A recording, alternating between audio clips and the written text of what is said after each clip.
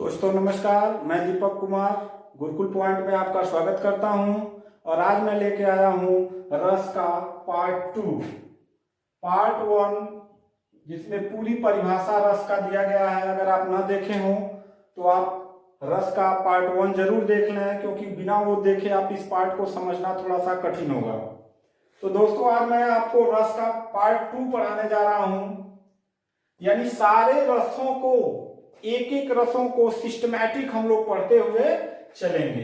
तो 11 रसों में नंबर 1 का जो रस है उसे कहते हैं बाबू श्रृंगार रस। क्या कहते हैं?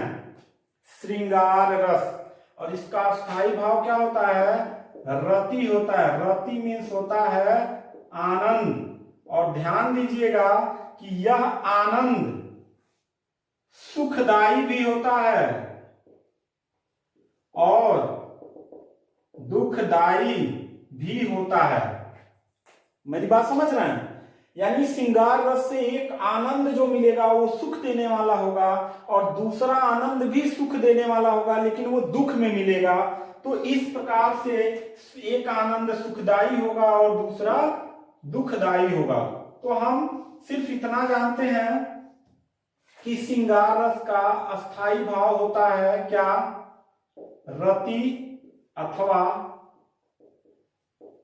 आनंद। इतनी बात समझ में आ गई। चलिए, अब श्रृंगार रस से कभी कभी प्रश्न पूछ देता है बच्चा कि कौन सा ऐसा रस है जो श्रृंगार रस से निकला हुआ है। तो दो रस, वात्सल्य रस और भक्ति रस, इसी रस से निकला हुआ, मैंने पार्ट 1 में बताया हुआ है। इसी रस से निकले हुए हैं भक्ति रस और वात्सल्य रस, क्योंकि भरत मुनि ने सिर्फ 8 रसों का वर्णन किया था, और 8 रसों के अलावा 3 रस जो थे, वात्सल्य रस, भक्ति रस और अद्भुत रस, ये बाद में जोड़े गए हैं। और ऐसा माना जाता है कि वात्सल्य रस और भक्ति रस जो है श्रृंगार रस से ही निकले हुए पार्ट हैं। तो उनके बारे में हमें आज पढ़ना नहीं, हमें श्रृंगार रस के बारे में पढ़ना है। यहां देखिए, श्रृंगार रस के कुछ भेद होते हैं बच्चा। क्या होते हैं? भेद होते हैं। और वह भेद जो है 2 प्रकार के होते हैं। एक होता है संयोग श्रृंगार रस और दूसरा होता है वियोग श्रृंगार रस। मेरी बात समझ रहे हैं? इसी श्रृंगार रस के 2 परिभाषा हैं। ठीक है, 2 भाग हैं, सॉरी 2 भाग हैं, एक संयोग श्रृंगार और एक वियोग श्रृंगार। ठीक, तो सबसे पहले हम जानते हैं श्रृंगार रस किसे कहते हैं। यहां पे श्रृंगार रस उन्हें कहते हैं जब नायक नायिका के प्रेम रूपी अथवा विरह रूपी अवस्था का वर्णन किया जाता है, तो वो श्रृंगार रस कहलाता है। ठीक, तो श्रृंगार रस में हम 2 चीजें पढ़ेंगे। नंबर 1 पढ़ेंगे संयोग श्रृंगार और दूसरा पढ़ेंगे वियोग श्रृंगार। तो नंबर 1 पहले पढ़ते हैं संयोग श्रृंगार। तो संयोग श्रृंगार जब यह नायक नायिका के प्रेम रूपी वर्णन करा रहा है, तो जाहिर सी बात है कि प्रेम सर्वप्रथम पूरे भारतवर्ष को प्रेम करना सिखाया था वासुदेव श्री कृष्ण ने, पता है ना। और उनकी प्रेमिका थी राधा। तो यहाँ पे कृष्ण और राधा का बिना वर्णन किए श्रृंगार रस का जो है आनंद ही नहीं आएगा। और इसीलिए इस रस को मतिराम ने कहा है रसों का राजा। श्रृंगार रस जो है 11 रसों का क्या है? राजा है। तो सबसे पहले हम राजा को ही पढ़ते हैं। तो संयोग श्रृंगार पे आते हैं बच्चा। तो इसका पहले हम परिभाषा जान लें कि जब नायक नायिका, यहां पे मैं लिख दे रहा हूं, आप नोट्स बना लीजिएगा। जब नायक नायिका के प्रेम रूपी वर्णन किया जाए तो संयोग श्रृंगार रस कहलाता है। मेरी बात समझ रहे हैं? प्रेमी और प्रेमिका है, जो उनका विरह अवस्था नहीं आया, वो जुदा नहीं हुए हैं, प्रेम में है, और दोनों के प्रेम रूपी अवस्था का जब वर्णन किया जाता है तो वो कहलाता है संयोग श्रृंगार। प्रश्न यहाँ पे बनता है, एक तो आपको ऐसे दे देगा, डिफिनेशन लिख के दे देगा और कहेगा ये कौन सा रस है, ऑप्शन में दे देगा संयोग श्रृंगार, वियोग श्रृंगार, वात्सल्य रस, क्रोध रस। तो आपको डिफिनेशन याद रखना है, बिना डिफिनेशन के आप कोई काव्य में पकड़ नहीं पाएंगे, इसलिए तुरंत आपका नंबर 1 विकल्प सही हो जाएगा संयोग श्रृंगार। क्यों? क्योंकि संयोग श्रृंगार में प्रेमी और प्रेमिका के यानी नायक और नायिका को समझ लीजिएगा, प्रेमी और प्रेमिका कि जब प्रेम रूपी वर्णन किया जाता है तब वह क्या कहलाता है, संयोग श्रृंगार कहलाता है। एक तो ऐसे पूछेगा, दूसरा आपको एक काव्य दे देगा और कहेगा निम्नलिखित काव्य पंक्तियों में कौन सा रस है, अथवा पूछ देगा निम्नलिखित पंक्तियों में कौन से रस का स्थायी भाव है, या ऐसे पूछ देगा निम्नलिखित पंक्तियां किस कवि द्वारा लिखी गई हैं। मेरी बात समझ रहे हैं? एक ही प्रश्न को 3 बार घुमा के पूछ सकता है। तो हम एग्जाम्पल देखते हैं। एग्जाम्पल नंबर 1, कैसे आप पकड़ेंगे एक संयोग श्रृंगार है, देखिए, बतरस लालच लाल की मुरली धरी लुकाय सौंह करें भौहन हसन देन कहें नटी जाए। ये देखिए, ये लिखा गया है बिहारी जी के द्वारा, बिहारी लाल का नाम सुने हैं ना, उनके द्वारा लिखा गया। बहुत इंपॉर्टेंट, वेरी वेरी इंपॉर्टेंट काव्य है ये, बार बार एग्जाम में ये काव्य पूछा जाता है, पूछ देगा। अब देखिए, यहां 3 प्रकार से प्रश्न आपको पूछेगा। एक पूछेगा कि निम्नलिखित काव्य किस कवि द्वारा लिखा गया है, तो आप कहेंगे बिहारी। पूछ देगा निम्नलिखित काव्य में कौन सा रस है, तो संयोग रस है या श्रृंगार रस है। अब दो ऑप्शन में अगर श्रृंगार रस दिया तो सही है, श्रृंगार रस ना देके केवल संयोग श्रृंगार रस दिया तो भी सही है। पूछ दे कौन सा स्थायी भाव है इस काव्य में, तो जब यह संयोग श्रृंगार है तो जाहिर सी बात है अस्थायी भाव क्या होगा, रति होगा। मेरी बात बच्चे समझ रहे हैं? आप नोट्स बनाते चलिए, बहुत इंपॉर्टेंट ये चीज है, ये बहुत ही इंपॉर्टेंट है, परीक्षा में बार बार पूछे गए क्वेश्चन है ये। तो मैं आपको परिभाषा सहित बताऊंगा, क्योंकि ऐसे काव्य लिख देंगे आप कंफ्यूज हो जाएंगे, सर बिहारी बता के चले गए, क्या मतलब इसका क्या हुआ। देखिए, यह वर्णन है कृष्ण और गोपियों के बीच का वर्णन है, कृष्ण और गोपियों के बीच का वर्णन है, प्रेम रूपी वर्णन है। कैसे? एक बार गोपियां कृष्ण की मुरली को क्या कर लेती हैं, चुरा लेती हैं लालचवश। देखिए लिखा ना, बतरस लालच लाल की मुरली धरी लुकार। गोपियां जो हैं कृष्ण की मुरली को लालचवश या कृष्ण को परेशान करने के लिए उनकी मुरली को क्या कर लेती हैं, चुरा लेती हैं। सौह करें भौहन हसन, अर्थात कृष्ण जब मांग रहा है अपनी मुरली को कि मेरी मुरली दो तुम लोग, तो वो सौह करें, सौह करना मतलब कसम खा रही हैं, भौहन हसन, और धीरे धीरे अपने भौहों से क्या कर रही हैं, मुस्कुरा रही हैं। देन कहें नट जाए, और देने का नाम नहीं ले रही हैं। मेरी बात समझ रहे हैं? तो इससे स्पष्ट होता है कि कोई मतलब गोपियां जो हैं कृष्ण को क्या कर रही हैं, परेशान कर रही हैं, प्रेम रूपी यहाँ पे प्रेम दर्शा रही हैं। उनकी मुरली तो चुराएंगी नहीं, उनको तो देंगी। आपको पता नहीं गोपियां कृष्ण को छछिया भर छाछ के लिए नचाती हैं। अभी आप पढ़ेंगे, छछिया भर छाछ के लिए नचाती हैं कृष्ण को। चोरी करने जाता है, वहां पे पकड़ा जाता है, तो गोपियां जानबूझ के पकड़ती हैं, पकड़ने के बाद जो है उसको लाती हैं। क्यों चोरी किया, चलो माता यशोदा से कहते हैं। तो कृष्ण नहीं, माता यशोदा से मत कहो, तुम मुझे जो सजा देना चाहो दे लो। तो गोपियां कहती हैं चल ठीक है। तुझे माखन भी देंगे लेकिन नाच के दिखा। तो वो अपना पूरा नाचता है, नाचते नाचते थक जाता है, तो एक छछिया भर मतलब मुट्ठी भर माखन देते हैं, फिर कहते हैं फिर नाच, नहीं तो मैया से कह देंगे। तो ये प्रेम रूपी वर्णन है, यही पकड़ना है कि बतरस लालच लाल की मुरली धरी लुकाए, सौ करें भौहन हंसें देन कहे नट जाए। यानी गोपियां हैं, कृष्ण की मुरली को चुरा ली हैं, और मुरली चुराने के बाद जब कृष्ण उनसे मांग रहा है तो वह कसम खा रही हैं कि मेरे पास नहीं है। भौहन हंसें, और भौहों से क्या कर रही हैं, हंस रही हैं, और देन कहे नट जाए, और देने का नाम नहीं ले रही हैं। मेरी बात समझ में आ गई? चलिए, तो ये था संयोग श्रृंगार रस का। अब आते हैं वियोग श्रृंगार रस का। तो इसकी भी परिभाषा लिख दें कि यहां लिख दे रहे हैं, जब प्रेमी अथवा प्रेमिका का विरह रूपी अवस्था का वर्णन किया जाए तो वह वियोग श्रृंगार रस कहलाता है।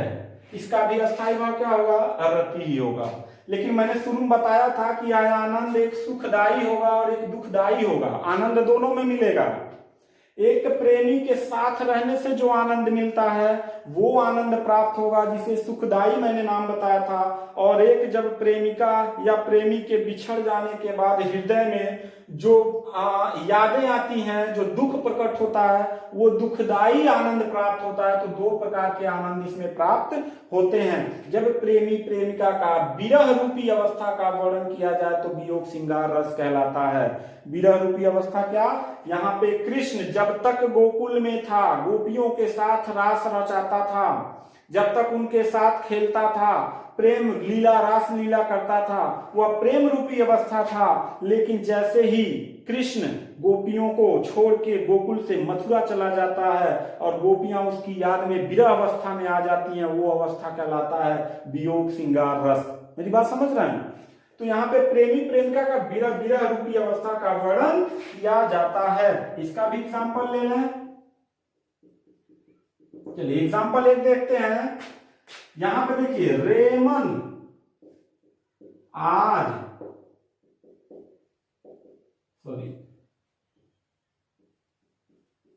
परीक्षा तेरी, ठीक, सब अपना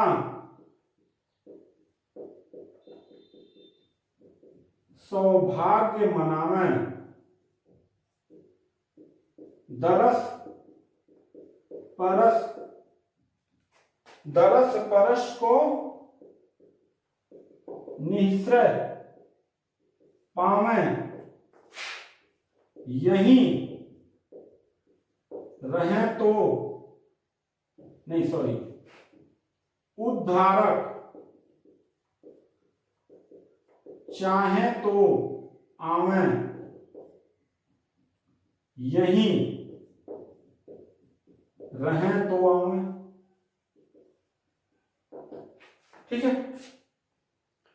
अब कहेंगे सर ये इतना लंबा, ये बहुत इंपॉर्टेंट है, ये बार बार एग्जाम में पूछा जाता है। और पूछ दे किनकी रचना है बाबू, मैथिली शरण गुप्त जी की रचना है। बहुत इंपॉर्टेंट, ये बार बार एग्जाम में पूछा गया क्वेश्चन। देखिए यहां पढ़ने से हमको आनंद प्राप्ति हो रहा था, लग रहा था प्रेम रूपी अवस्था। यहां रेमन आज परीक्षा तेरी, ये पहले लाइन से ही पकड़ लेंगे, परीक्षा तेरी। और परीक्षा कब होता है, जब आदमी दुख में होता है। तो यहां देखिए इसका अर्थ समझ लीजिए। यहां जो है गोपियां, कृष्ण जिस अपने गांव के जिस सीमा से गया था, उस बगीचे में, उस उपवन में गोपियां बैठ के कृष्ण का इंतजार करती हैं कि रेमन आज परीक्षा तेरी। सारी गोपियां कहती हैं हे मन, आज सबके मन की क्या है, परीक्षा है, सब अपना सौभाग्य मनाना। और सभी गोपियां अपना सौभाग्य मना रही हैं कि आज कृष्ण का क्या होगा, दर्शन होगा। दरस परस को निश्चय पावे, अर्थात आज भगवान श्री कृष्ण का, आज कान्हा का दर्शन हमें अवश्य होगा। उद्धारक चाहे तो आवे। लेकिन फिर कह रही है उद्धारक मतलब कौन? श्री कृष्ण चाहेगा तभी तो आएगा। और फिर अपने मन को ममोस के रह जा रही है कि यहीं रहे तो आवे। वो तो यहाँ पे है ही नहीं है, गोकुल में तो है ही नहीं है, तो आएगा कैसे? तो इतनी बातें तो आपको भी स्पष्ट हो गई होंगी कि इस काव्य में क्या है? विरह है, दुख है। दुख वो शोक वाला दुख नहीं, ये प्रेमी के बिछड़ने का दुख है। तो ये कौन सा रस? वियोग श्रृंगार रस। दूसरा एक एग्जाम्पल यहां पे ले लेते हैं, यहां देख लीजिएगा, इसी का एग्जाम्पल, दूसरा एग्जाम्पल है ऊधो मन न भये 10-20। ऊधो मन न भयो 10-20, भयो एक हुतोषो गयो श्याम संग, गयो श्याम संग कौ और राधे इश। ठीक है, ये भी बहुत इंपॉर्टेंट है बाबू। ये सूरदास जी का लिखा हुआ है, ये काव्य जो है सूरदास जी का लिखा हुआ है। अब इसका अर्थ समझ लीजिए, यहां तो गोपियां विरह अवस्था में थी, ठीक, लेकिन होता क्या है कि गोपियां इतनी विरह अवस्था में हो जाती हैं कि कृष्ण उनकी दशा देख के बहुत विचलित हो जाता है। तो क्या करता है कि ऊधो को अपना एक दूत बना के भेजता है गोपियों के पास कि जाओ और गोपियों से कहो कि जो कृष्ण है वो तुमको भूल चुका है। जबकि ऐसा नहीं था, वो भी उनको उतना ही याद करते थे कृष्ण जितना गोपियां उन्हें याद करती थी। तो उन्होंने उद्धव को समझाया कि जाओ और गोपियों को समझाओ कि तुम जो है उसको याद कर रही हो जो कभी तुम्हें याद ही नहीं करता है।